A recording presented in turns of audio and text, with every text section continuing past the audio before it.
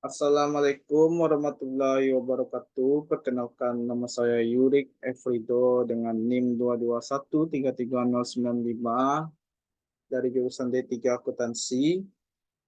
Saya di sini untuk memenuhi tugas dari dosen pengampu Pak Kadri Fitra SE MMAK, yakni tugas minggu 13.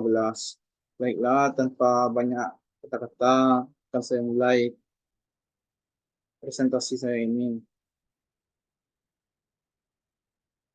Tugas akhir, analisis pencatatan persediaan barang dagang pada toko akidah bangunan Kota Padang. Next. Bab 1, pendahuluan. Latar belakang, semakin berkembangnya dunia usaha, semakin meningkatnya perkembangan perusahaan dagang maupun perusahaan jasa. Hal ini akan menimbulkan persaingan yang mengharuskan manajemen perusahaan mengambil kebijakan agar perusahaan tetap bertahan dalam persaingannya. Tujuan dalam suatu usaha umumnya adalah untuk mendapatkan laba sebanyak-banyaknya. Untuk itu, perusahaan sebagai unit usaha harus dapat mengelola sumber yang mempunyai nilai ekonomis yang tepat dalam perusahaan. Tanpa adanya kebijakan dan pengendalian manajemen yang memadai, suatu perusahaan akan sulit untuk menjalankan usahanya. Perusahaan dagang maupun perusahaan manufaktur selalu memiliki persediaan dalam toko maupun di gudang persediaan. Next. Rumusan masalah. Dari latar belakang permasalahan yang telah diuraikan di atas, maka dapatlah ditarik suatu perumusan masalah yang akan menjadi bahan penulisan bagi penulis dalam tugas akhir ini, yaitu bagaimana sistem akuntansi persediaan barang dagang pada toko akidah bangunan. Tujuan penelitian. Adapun tujuan yang ingin dicapai dalam penelitian pada toko akidah bangunan ini adalah untuk mengetahui dan menganalisis sistem akuntansi persediaan barang dagang pada toko akidah bangunan. Manfaat penelitian, satu, bagi penulis, bagi penerapan metode dan ilmu yang telah diperoleh selama perkuliahan dan memberikan wawasan ilmu pengetahuan yang lebih luas untuk penelitian dalam menganalisis permasalahan yang ada serta mencari penyelesaian. Bagi perusahaan sebagai bahan masukan dan informasi bagi perusahaan. Bagi akademis, dengan adanya karya ilmiah ini, semoga dapat dijadikan bahan tambahan referensi untuk penelitian selanjutnya yang ingin membahas mengenai metode persediaan yang dilakukan oleh perusahaan tersebut.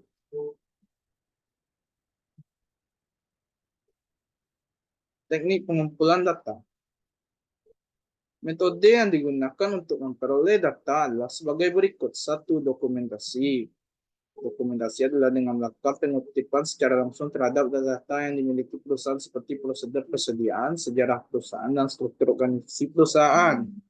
Wawancara.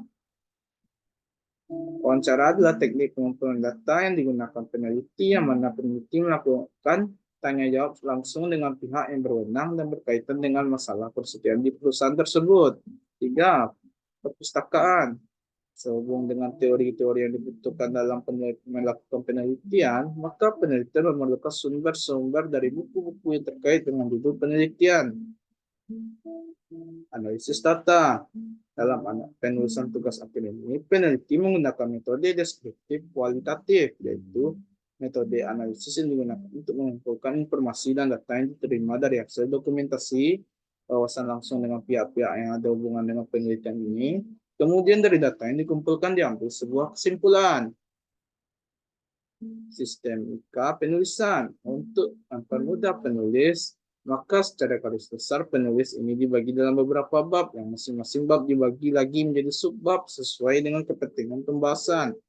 Berikut sistematika penulisannya. Next. Bab 2, tinjauan pustaka. Pengertian akuntansi. Menurut Kartihadi 2012, akuntansi adalah suatu sistem informasi keuangan yang bertujuan untuk menghasilkan dan melaporkan informasi yang relevan bagi berbagai pihak yang berkepentingan. Akuntansi mempunyai suatu tujuan yang akan dicapai, yakni menghasilkan dan melaporkan informasi yang relevan.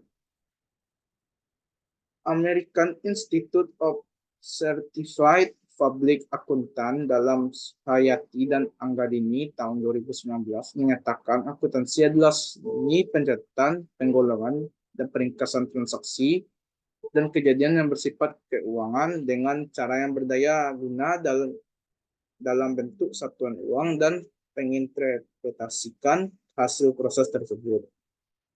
American Accounting Association atau disingkat AAA, akuntansi adalah proses mengidentifikasi atau mengenali, mengikut, dan melakukan informasi ekonomi untuk memungkinkan adanya penilaian dan pengambilan keputusan yang jelas dan tegas bagi mereka yang menggunakan informasi tersebut.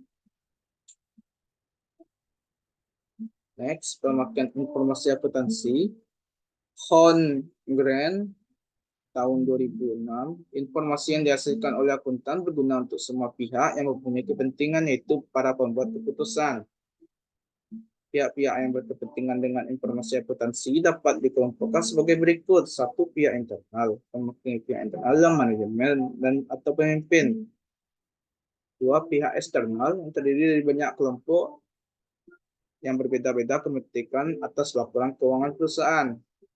Contohnya, A, pemilik, B, calon investor, C, kredit atau calon kreditor, D, pemerintah, E, karyawan. Persediaan merupakan barang dagang yang utama dalam perusahaan dagang, termasuk dalam golongan aset lancar perusahaan yang berperan penting dalam menghasilkan laba perusahaan. Secara umum, istilah persediaan dipakai untuk menunjukkan barang-barang yang dimiliki untuk dijual kembali dan digunakan untuk memproduksi barang-barang yang akan dijual. Dalam perusahaan dagang, persediaan barang-barang yang diperoleh atau dibeli dengan tujuan untuk dijual kembali tanpa mengubah barang tersendiri. PSAK nomor 214 nomor tahun 2018, persediaan adalah aset yang tersedia untuk dijual dalam kegiatan usaha yang normal. Kristono tahun 2009, persediaan adalah barang-barang yang disimpan untuk digunakan atau dijual pada masa yang akan datang. Dagang tersebut. Jenis-jenis persediaan. Hanapi tahun 2010, jenis persediaan adalah persediaan biasanya mencakup beberapa jenis persediaan seperti persediaan barang mentah, persediaan barang setengah jadi, dan barang jadi atau barang dagang. Untuk perusahaan manufacturing yang memproduksi barang, maka persediaan yang dimiliki meliputi satu, persediaan barang mentah, barang dalam proses, persediaan barang jadi. Untuk perusahaan industri, persediaan yang dimiliki terdiri dari beberapa jenis yang berbeda, yaitu satu, bahan baku penolong, dua, supplies pabrik, tiga, barang dalam proses, empat, produk selesai, lima, yaitu barang-barang yang sudah selesai dikerjakan dalam proses produksi menunggu saat penjualannya. Pemilik persediaan barang. Hak pemilik persediaan adalah untuk menentukan apakah barang itu sudah dicatat sebagai persediaan pihak yang memiliki barang-barang tersebut, sehingga perubahan catatan persediaan akan didasarkan pada perpindahan hak pemilik barang. Menurut Barituan tahun 2010 mengemukakan bahwa kesulitan menentukan perpindahan hak atas barang antara lain timbul dalam keadaan berikut ini. Satu, barang dalam perjalanan, good in transit. Barang-barang yang ada pada tanggal neraca masih dalam perjalanan menimbulkan masalah apakah masih milik penjual atau sudah berpindah haknya pada pembeli. Ada dua syarat pengiriman. A, FOB shipping point. Next. B, FOB destination point. Dua, barang-barang yang dipisahkan atau segregated goods. Kadang-kadang terjadi suatu kontak penjualan barang dalam jumlah besar sehingga pengiriman tidak dapat dilakukan dengan sekaligus. Barang-barang yang dipisahkan tersendiri dengan maksud untuk memenuhi kontrak-kontrak atau pesanan walaupun belum dikirim, haknya sudah berpindah pada pembeli. Tiga, barang-barang konsinyasi atau consigned goods. Dalam cara penjualan titipan, barang-barang yang dititipkan untuk dijual atau dikonsinyasikan, haknya masih tetap pada yang menitipkan sampai barang-barang tersebut dijual.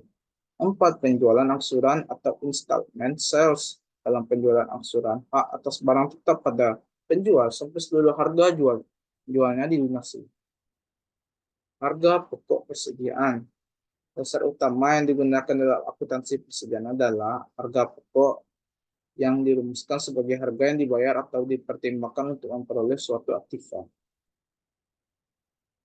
Dalam hubungannya dengan persediaan, harga pokok adalah jumlah semua pengeluaran langsung atau tidak langsung yang berhubungan dengan perolehan, penyimpanan, dan penempatan persediaan tersebut agar dapat dijual.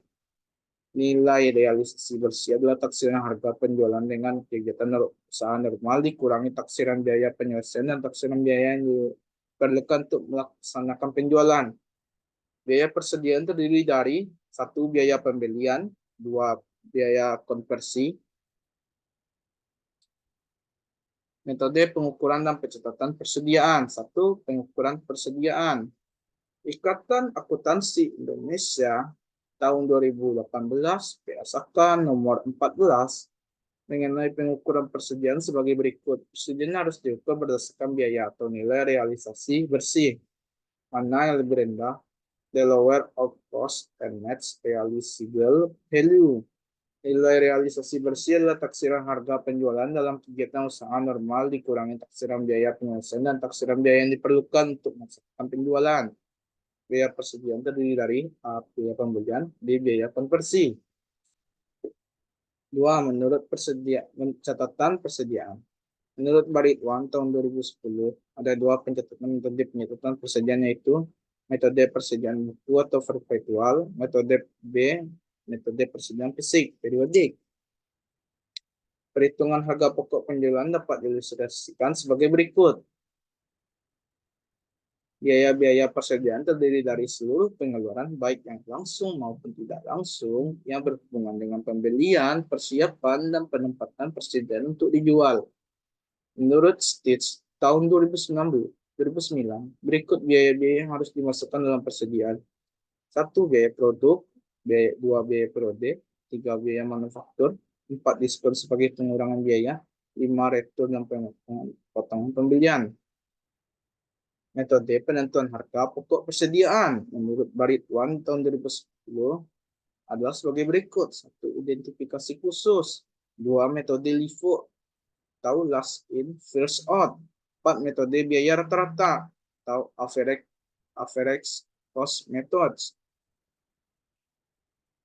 Akibat kesalahan mencatat persediaan, kesalahan dalam mencatat jumlah persediaan barang akan mempengaruhi neraca dan laporan laba rugi. Beberapa kesalahan pencatatan persediaan adalah pengaruhnya terhadap laporan menurut Baritwan 2010 adalah sebagai berikut. Persediaan akhir dicatatkan terlalu besar akibat dari salah hitung harga atau salah mencatat barang-barang yang dijual. Persediaan akhir dicatatkan terlalu kecil akibat dari salah hitung atau salah mencatat barang-barang yang sudah dibeli. Kesalahan-kesalahan yang terjadi adalah kebalikan kesalahan yang di atas dan setelahnya. Persediaan akhir dicatatkan terlalu besar bersama dalam belum dicatatnya piutang dan penjualan pada akhir periode. D. Persediaan akhir dicantumkan terlalu kecil bersama dengan belum dicatatnya utang dan pembelian pada akhir periode. Akibat dari kesalahan pencatatan ini mengakibatkan terjadinya pencatatan atau laporan keuangan tidak tepat. Bab 3. Metode penelitian. Jenis penelitian. Hasil dan penelitian dapat berupa hal-hal yang sifatnya hanya menjelaskan suatu permasalahan atau berupa tampilan angka-angka yang diperoleh dari hasil pengolahan data. Sugiono, tahun 2018, metode penelitian penulisannya merupakan cara ilmiah untuk mendapatkan data dengan tujuan untuk kegunaan tertentu. Tempat penelitian. Penelitian ini dilaksanakan di toko akidah bangunan yang beralamat pada Jalan Cendrawasih nomor 7A, Air Tawar Barat, Kecamatan Padang Utara, Kota Padang, Sumatera Barat. Metode pengumpulan data. Data dapat dibedakan menjadi 2 jenis, yaitu sebagai berikut. 1. Jenis data. A. Data kualitatif, B. Data kuantitatif. 2. Sumber data. A. Data primer, B. Data sekunder. Teknik pengumpulan data. 1. Studi lapangan, yakni A. Wawancara, B. Dokumentasi, 2. Studi kepustakaan. Populasi dan sampel. 1. Populasi. Menurut Sugiono tahun 2018, populasi adalah tempat penelitian atau wilayah generalisasi yang mempunyai jumlah dan karakteristik tertentu. 2 sampai menurut Sugiono 2018 sampai adalah sebagian dari populasi. Metode analisis data. Analisis data merupakan kegiatan setelah data terkumpul. Metode analisis yang digunakan dalam penulisan ini adalah analisis deskriptif kuantitatif. Terima kasih. Baiklah, hanya ini yang bisa saya sampaikan. Kalau ada kata-kata yang salah, mohon dimaafkan. Wabillahi taufik walhidayah. Wassalamualaikum warahmatullahi wabarakatuh.